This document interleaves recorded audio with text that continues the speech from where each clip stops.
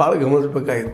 ಯಾರು ಕೇಳ್ತಾ ಇದ್ದಾರೆ ಇವರು? ಮತದಾರರು ಇಲ್ಲ, ಪಟ್ಟಿ ಬಂದಿಲ್ಲ, ಯಾರಿಗೆ ಇವರು ಹೋಗಿ ಹೇಳ್ತಾ ಇದ್ದಾರೆ ಅನ್ನೋದು ಈ ಹಿಂದಿದ್ದವ್ರು ಇದ್ದಾರಲ್ರಿ, ಅವರ ಬಂದು ಬರೋರು ಅನ್ನುವಂಥ ಮಾತುಗಳು ಇರ್ತಾವೆ.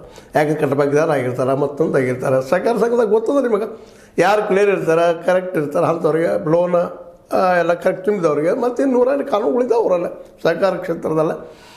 ಅವ್ರಿಗೆ ಯಾರ್ಯಾರಿಗಿಲ್ಲ, ಯಾರ್ಯಾರಿಗೆ ಕಟ್ಟಬೇಕಿದ್ದಾರೆ ಅವ್ರು ದುಡ್ಡು ತುಂಬಿ ತಮಗೆ ವೋಟ್ ಮಾಡ್ಕೊಳ್ಳೋಂಥದ್ದು ನಡೀತದಿಲ್ಲ. ಇದು ಒಂದು ರೀತಿ ಅಪರಾಧಿ ಕೆಲಸನ. ಯಾಕೆಂದರೆ ಅವ್ರು ತುಂಬಬೇಕು, ಅವರು ಯಾರೋ ಯಾಕೆ ತುಂಬಬೇಕು ಅವ್ರ ದುಡ್ಡನ್ನು? ಇದು ಒಂದು ಭ್ರಷ್ಟತೆ ಕಾರಣ. ಅಂದ್ರೆ ಆದಷ್ಟು ನಾವಿಲ್ಲಿ ಎಚ್ಚರಿಸ್ಬೇಕಾಗಿದ್ದೇನಪ್ಪ ಅಂತಂದ್ರೆ, ಮತದಾರ ಪಟ್ಟಿ ಇಲ್ಲದೇನೋ ಇವತ್ತು ಸೆಪ್ಟೆಂಬರ್ 30ಕ್ಕೆ ಘೋಷಣೆ ಆಗುವಂಥದ್ದು ಬರುವಂಥದ್ದು ಅಂತೇಳಿ ಬಲ್ಲ ಮೂರುಗಳು ಹೇಳ್ತಾ ಇದ್ದಾವೆ.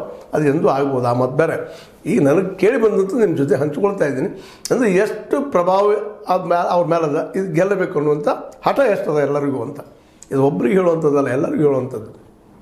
ಎಲ್ಲರೂ ಪ್ರಯತ್ನ ಮಾಡ್ತಾಯಿದ್ರು. ಕತ್ತಿಯವರು ಪ್ರಯತ್ನ ಮಾಡ್ತಾಯಿದ್ದಾರೆ, ಕತ್ತಿ ಬಣದವ್ರು ಪ್ರಯತ್ನ ಮಾಡ್ತಾಯಿದ್ದಾರೆ, ನಮ್ಮ ಜಾರಕಿಹೊಳಿ ಬಣದವರು, ಜೊಲ್ಲೆಯವ್ರ ಬಣದವರು ಪ್ರಯತ್ನ ಮಾಡ್ತಾಯಿದ್ದಾರೆ. ಗುಪ್ತವಾಗಿ ಎಲ್ಲರೂ ತಮ್ಮ ತಾಲೂಕಿನ ತಮ್ಮ ಏರಿಯಾದ MLAಗಳು ಅವರು ಪ್ರಯತ್ನ ಮಾಡ್ತಾಯಿದ್ದಾರೆ. ಯಾಕೆಂದ್ರೆ ಇವತ್ತು ಎಲ್ಲರಿಗೂ DCC ಬ್ಯಾಂಕಿನ ಏನಪ್ಪ ಅಂತಂದ್ರೆ ಅಲ್ಲಿರುತ್ತಿರುವಂಥ ಹಣದ ಮೇಲೆ ಕಣ್ಣು ಮತ್ತು ತಮ್ಮವ್ರಿಗೆ ಅನುಕೂಲ ಮಾಡಿಕೊಡ್ಬೇಕು ಅನ್ನುವಂಥದ್ದು, ಅದನ್ನು ತಾವು ಬೆಳಿಬೇಕು ಅನ್ನುವಂಥದ್ದು. ಅಂದರೆ ಅಷ್ಟೊಂದು ಪ್ರಭಾವಿ ಅದ ಈ DCC bank, Belagavi DCC bank.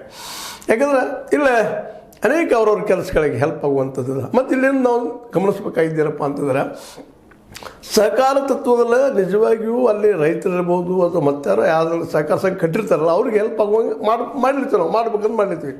ಆದರೆ ಇತ್ತೀಚಿನ ದಿನದಲ್ಲೇ ಭಾಳಷ್ಟು ಕಡೆಗಳೇನಪ್ಪ ಅಂತಂದ್ರೆ, ತಮ್ಮ ಬೇಕಾದಂಥ ಜನರಲ್ಲಿ ಹಾಕಿ ಅವರು ಷೇರು ಮನಿನೂ ಅವರ ಹಾಕಿ, ದುಡ್ಡಿನ ಅವರು ಹಾಕಿ ತಮ್ಮ ಕೈಯಲ್ಲಿ ತೆಗೆದುಕೊಂಡು ತಮ್ಗೆ ಬೇಕಾದಂಗೆ ಅನುಕೂಲಗಳು ಮಾಡ್ಕೊಳ್ಳೋಂಥದ್ದು. ನಾವು ಲೋನ್ ಹೆಚ್ಚು ಮಾಡ್ಕೊಳ್ಳೋದಿರ್ಬೋದು, ಮತ್ತೇನು ಇರ್ಬೋದು.